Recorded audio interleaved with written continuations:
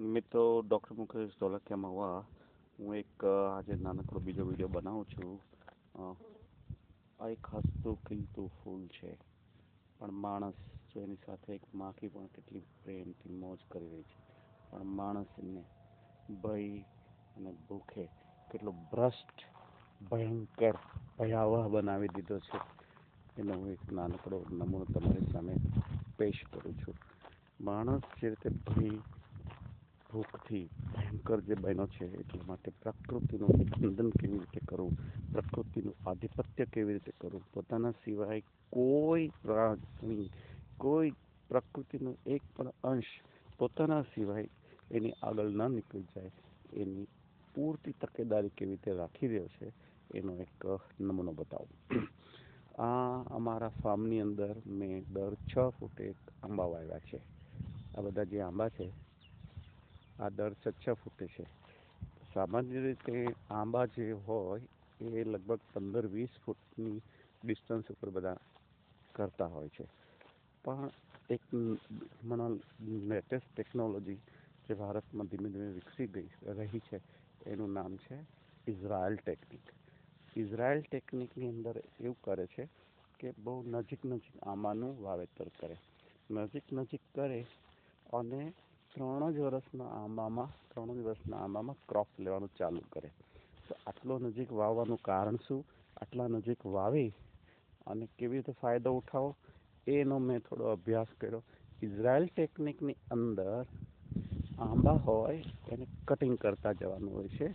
હવે એક કટિંગ કરેલો આંબો હું તમને બતાવું.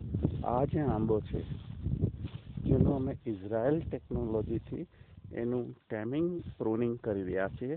હવે એમાં શું હોય છે કે આ જે આંબો હોય એની આ રીતે જે અંદર જતી ડાળ હોય, સેન્ટર તરફ જતી ડાળ, એને કાપી નાખતા હોય છે. આ જે ડાળ જે છે એ અંદર તરફ જાય છે, આ ડાળ અંદર તરફ. એટલે અમે જો અહીંયા એક કટિંગ કર્યું છે, આ જે ડાળ સીધી ઉપર જાય છે એને પણ કાપી નાખવામાં આવશે. તો આ જે ડાળ અને આ ડાળ આને રાખવામાં આવશે. તો આંબાને, જોકે આને અમે પહેલેથી પ્રૂનિંગ કટિંગ નથી કર્યું, પહેલેથી જો કટિંગ કરવામાં આવે તો નીચેથી કલમમાંથી જે એક મેઇન ડાળ ફૂટે એને કાપી નાખવાની. આ લેવલ છે એને કાપી નાખવાની. એને કાપે 1.5-2 ફૂટથી, પછી 3 ડાળ એની રાખવાની. અત્યારે અમે 1, 2, 3, 4, 5, 6 રાખીએ છીએ. આટલી બધી ડાળ નહીં રાખવાની, પણ 1માંથી 3 રાખવાની. 3માંથી દાખલા તરીકે 1, 3 આ નીકળી, હવે આમાંથી 2 જ રાખવાની. એટલે 1માંથી 3, પછી દરેક એકમાંથી 2. આ નીકળી એને અમે કાપશું એટલે 5-6 ડાળ અહીંયાથી નીકળશે. પછી 5-6 ડાળ જે નીકળે એમાંથી ફરી 3 જ રાખવાની. તો આ આખા આંબામાં ઉપર નીચેથી ઉપર જતા 3-2, 3-2 ના 3-2નો રેશિયો મેન્ટેન કરવાનો. હવે આ 3-2નો મેન્ટેન કરવાથી એક ઉપર જતી જે આંબાની બધી ડાળીઓ છે એક કેનોપી બનાવશે, એક છત્રી જેવું બનાવશે. હવે અંદર જતી બધી ડાળીઓને કાપી નાખવાની. આ ડાળ અંદર જઈ રહી છે, આ અંદર જઈ રહી છે, એને એટલા માટે કાપી નાખવાની કે અંદર સુધી તડકો બહારથી નથી જતો. જો અંદર સુધી તડકો જાય તો આ ટ્રી, આ જે ઝાડ છે એને એમાં રોગ ને બધું તડકો મળે તો ન આવે. પણ એની સાથે એક બીજું નુકસાન એ થાય કે આ જે ઝાડ છે એ અહીંયા એક બીજું એક ઝાડ છે, બતાવ. આ એક જાંબુનું ઝાડ છે, એકદમ ડેન્સ બની ગયેલું છે, 4-5 વર્ષ જૂનું છે. પણ આંબાને આ ટાઈપનો ડેન્સ નહીં બનવાનો, કારણ કે એને આપણે બહારથી કટિંગ કરતા જવાનું છે, ઓનલી કેનોપી ડેવલપ કરવાની. હવે આ રીતે જે અંદર એકદમ ઘેઘૂર બને એવી રીતે આંબાને ઘેઘૂર બનવા નહીં દેવાનું. એટલા માટે કે જેથી કરીને કેનોપી બને અને એ કેનોપીની બહારની સાઈડમાં જેટલી બી ડાળીઓ હોય એ ડાળીઓમાં કેરી આવે. એ કેરી જે આવે એ લગભગ 3 વર્ષે ચાલુ થઈ જાય અને એક આંબા ઉપર 1.5 થી 2 મણ કેરી આવે.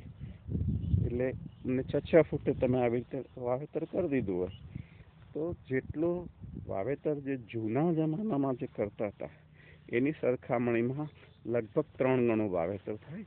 તો 3 ગણા વાવેતરમાં 3 વર્ષની અંદર જૂના જમાનામાં જે કેરીઓ મળતી એની કરતાં 3 ગણી વધારે કેરી અને વધારે ઝડપથી મળવા માંડે.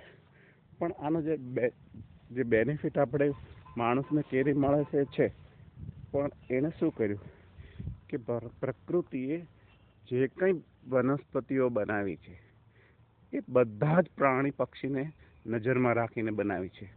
આ આંબાને તમે આમ જોશો તો બહારથી પાંખો થઈ ગયેલો લાગશે. હજી એક બતાવી દો આંબો. એમાં પણ અમે ઇઝરાયલ ટેકનોલોજીથી એનું પ્રૂનિંગ ને ટેમિંગ ચાલુ કર્યું છે.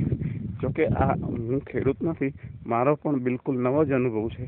પણ મને માણસની સાયકોલોજીનો જે મને એક અભ્યાસ થયો એ હું તમારી સાથે શેર કરવા માગું છું કે માણસ જ્યારે જરૂરિયાત પડે ત્યારે ગમે તેનું નિકંદન કાઢવા માટે માનસિકતા ધરાવે છે. તો આ આંબાને પણ અમે ટેમિંગ કરી રહ્યા છીએ. એને એકદમ અંદરથી પાંખો કરીને હવે આ ડાળી અમે કાપી નાખશું. આ બહાર તરફ જે ડાળી નીકળી છે એની 2 ડાળ છે એને અમે રાખશું. અહીંયા અમે એકવાર કટિંગ કર્યું હતું એ 5-6 ડાળામાં નીકળી છે. આ 5-6 ડાળમાંથી અમે 3 ડાળ રાખશું, બાકીની બધી કાપી નાખશું.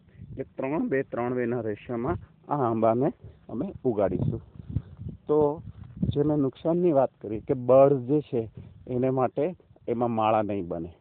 કેટલાય જીવજંતુ આવા ડેન્સ ટ્રીની અંદર પોતાનું બ્રીડિંગ કરતા હોય છે, પોતાનો માળો વગેરે રેસિડેન્સ હોય છે. એ અમે આ આંબાનું ટેમિંગ ટ્રીમિંગ કરી છીનવી લઈશું. ટૂંકમાં માણસની બુદ્ધિ મળી એટલે જે મિડલ ઓર્ડરમાં હતો ફૂડ ચેઇનની મિડલ ઓર્ડરમાંથી ટોપ ઓર્ડરમાં આવી ગયો છે. તો આ વિડીયો અહીંયા અમે પૂરો કરું છું. ટેક હોમ મેસેજ જે લેવો એ લો. આંબામાં પુષ્કળ આંબા થશે ને કેરી પુષ્કળ આવશે, પણ આપણી માનસિકતામાં થયેલો ફેરફારનો પણ આપણે નોંધ લઈ લઈએ. Thank you doctor Mukesh Dholakia. Mahuva. Good bye by.